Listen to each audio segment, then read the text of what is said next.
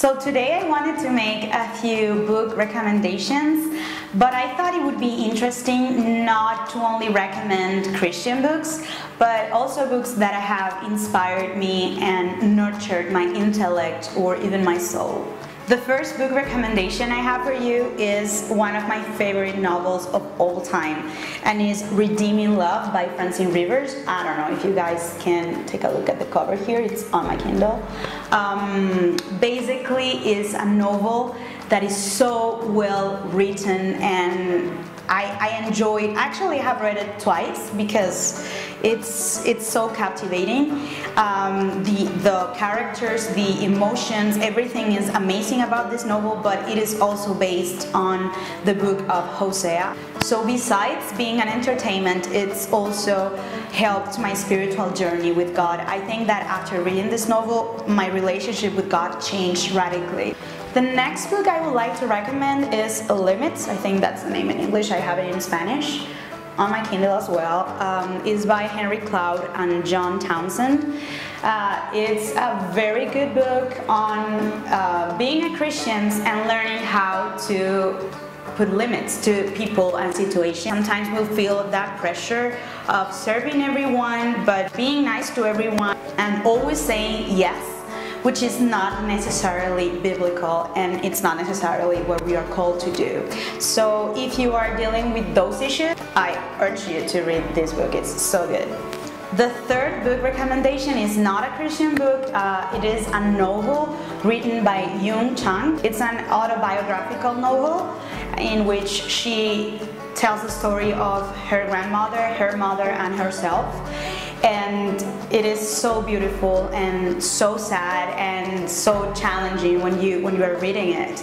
And you get to also learn a lot about Chinese modern history, because the story starts right before Mao and it ends like in the 1960s. So I got to learn a lot about Chinese Cultural Revolution, for instance. Such a precious book. I think it was one of the first times I started being thirsty for understanding other cultures and understanding situations that were radically different from what I have seen in Latin America, for instance.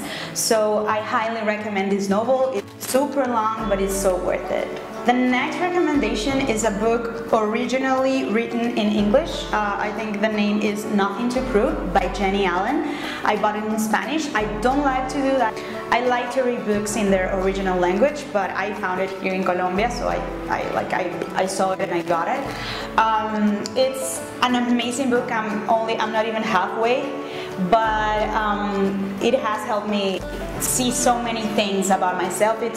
I think it's written only for women. It's not a book for men, but it talks about how it is important for us to acknowledge that we as women are not enough, and that we are not designed to carry all of the burden we often carry with us. And I'm enjoying it so much because I am trying to learn how to rest in Jesus and how to trust Him with my life and with all the things I cannot control and that I'm not supposed to carry with me. So I'm actually thinking about doing like a whole video on this book. So if you'd like that, please let me know in the comments below.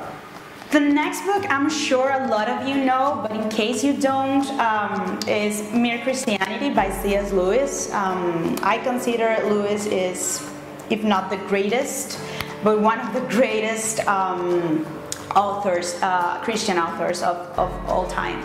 I think Lewis addresses a lot of the important questions most Christians don't face themselves, even questions that are not discussed at church. When I read it, I have been a Christian for almost 12 years, and it helped me deal with a lot of issues that I didn't know I had, with a lot of questions that I didn't know I have.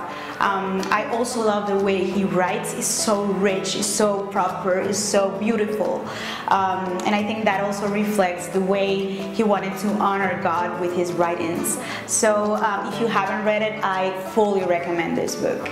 The next book, I'm sure you all heard about it, and if you hadn't, you for sure watch the movie. And I'm talking about Gone with the Wind by Margaret Mitchell. I read this book when I was in high school, I think, but it was something For some reason, the book was at my grandma's, and I just took it, and it wasn't like a school assignment or anything, and I fell in love with this novel. And actually it was super helpful because for us Latin Americans, we don't always learn about what happened in the US Civil War. So I loved this book and I loved everything that I learned from it, but mostly I loved having this main character, Scarlett, that was not the good girl at all. Actually, I read it the first time in Spanish, and a second time I bought it in English so I could read it again in its original language. And it's so beautiful and it's so captivating, so I really recommend you to get it if you haven't.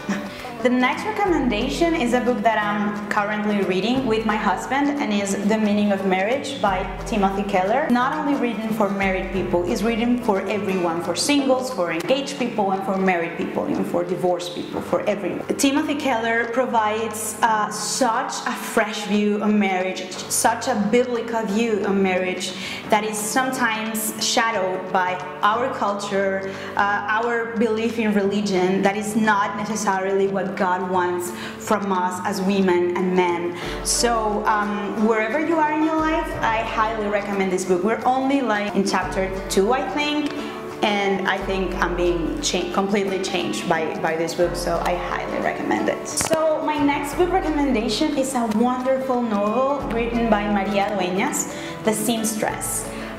When I first got that book, it was like an airport in London, and for some reason I got it in English. I didn't realize its author was a Spanish lady, so I didn't try to look for it in Spanish. But it was like almost equally wonderful to read it. In Spanish, the name is El Tiempo Entre Costuras. There was like a short movie produced by Netflix, I think. They call it The Time in Between. I don't know what's the relation with that, but the point is that it's such a beautiful and heartfelt novel about the Spanish Civil War, but how it portrays how that war was lived in the Spanish protectorate in Morocco. You can take a look at it's not a movie, it's like a short show series, I don't know how to say that. On Netflix, there are such good actors, but the book is amazing. It really takes you to Morocco during the Spanish Civil War. Really recommend it if you can find it. So that's all for today. If you like this type of videos, please leave me a comment below.